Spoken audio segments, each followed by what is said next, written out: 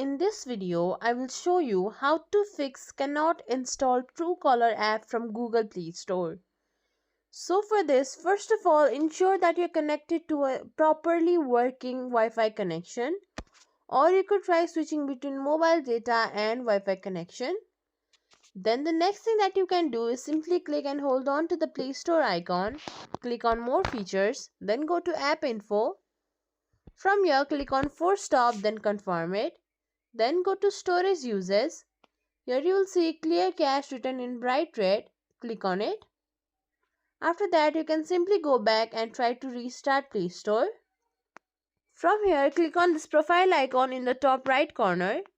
Ensure that you're connected to a Google account.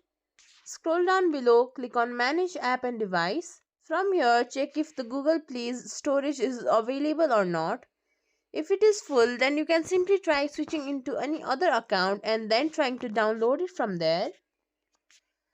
Then the next thing that you can do is go to settings, scroll down till the end, there you will find about device, click on it. Then click on storage.